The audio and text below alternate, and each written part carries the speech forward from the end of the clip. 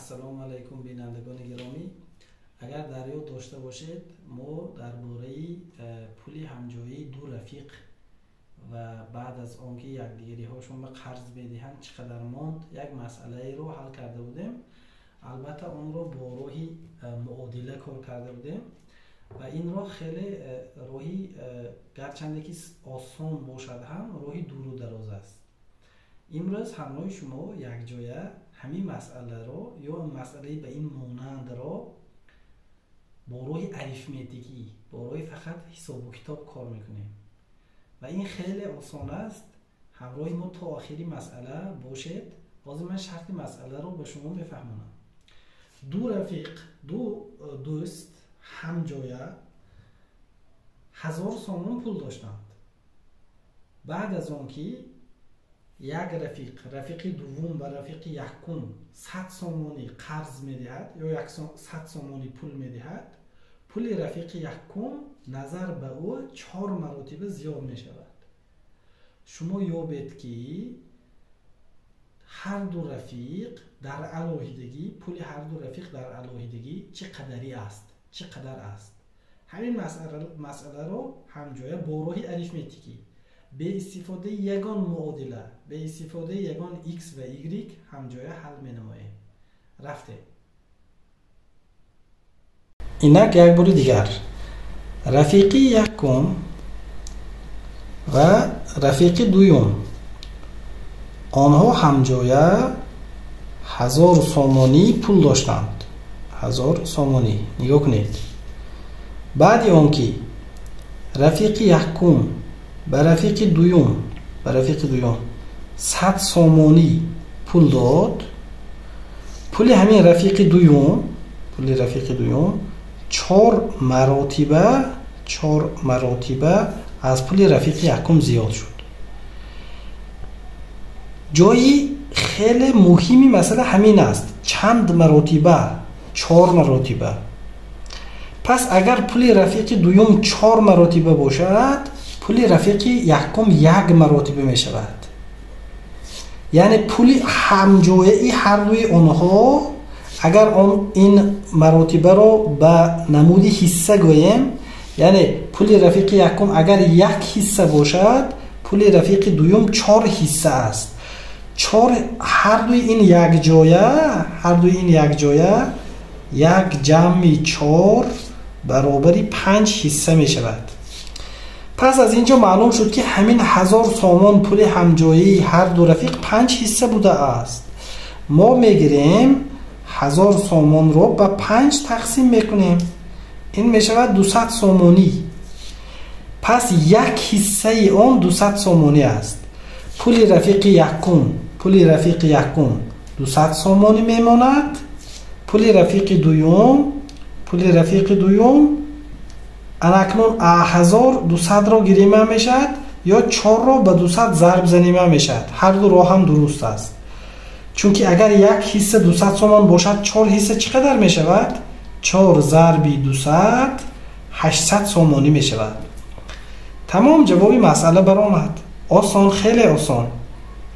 پیش از پول دادن چقدری بود پول آنها؟ 100 سومان پول داده رفیق یکم را به خودش برمیگردانیم. این بعد از 200 سومان و 800 سومان بعد از پول قرض دادن. پیش از آن انا همین 100 را به خود رفیق یکم برگردانیم. 200 سومان جمعی 100 سومان پولش به خودش آمد و این 100 سومان را از رفیق دوم ترک نموده میپرتاییم. پس پیش از پول دادن رفیق یکم 300 سومانی پول داشت و رفیق دوم باشد 700 سومانی پول داشت. هم جایه باز 1000 سومانی. بعد 100 سومان دادن 200 سومان و 800 سومان. خلاصه مسئله چی؟ خلاصه مسئله جای از همه مهم این چند مراتبه است. چند مراتبه که باشد اون رو به یک جمع میکنیم. یعنی در دیگر کس 1 حصه می شود همیشه. و حاصل جمع پولی و همجایی آنها را به حاصل جمع همین عددها تقسیم میکنیم. در نتیجه 1 حصه پول رفیق یکم میبراید. برای پول رفیق دوم را یافتن دو راه است. چند مراتبه که زیاد شد اون را به یعنی که 1 حصه ضرب میزنیم یا اینکه از پول همجایه یک حصه رفیق یکم را ترک نموده میپرتاییم با این دو راه.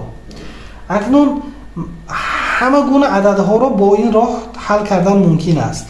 نگاه کنید، اگر مثلا فرض کنیم هر دوی این رفیق ها همجایه 1121 سامانی پول داشتند.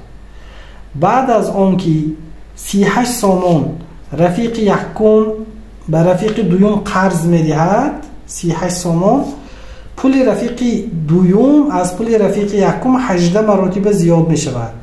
آن را یابید. ما چی کار میکنیم؟ ضرب 18 را به یک جمع می نماییم، 19 مراتب می شود و 1121 را به 19 تقسیم میکنیم. این 59 است. یعنی رفیق یکم 59 سامانی پول باقی میماند. برای رفیق دوم یافتن چیکار میکنیم؟ 1121 را 59 را ترک کرده میپرتاییم.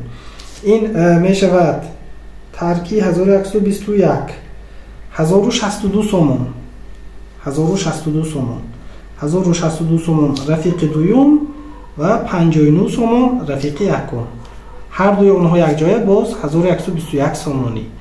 و پیش از پول دادن چقدر بود؟ و بالای 59 38 را باز چیکار میکنیم؟ جمع مینماییم. 59 جمع 38 میشود 97 سامان. 97 سامان پیشتر رفیق یکم پول داشت و رفیق دوم باشد.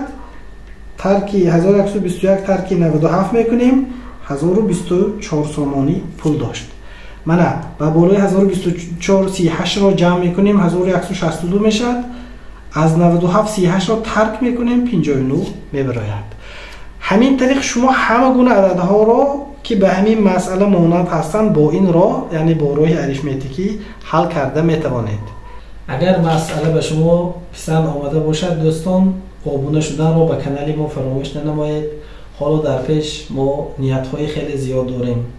باز مسئله های عجایب را و همه موضوع های متمتیک را در وقت و ساعتش دیده میبراییم. یک بار دیگر کامنت خود را، شرح خود را نویسید و با دوستان روانه کنید ویدیو را و لایک گذارید تا اینکه ویدیوهای ما به پیش براید و به کانال ما آبونه شدن را فراموش نمایید. خیر تا درس های آینده در پناه خدا.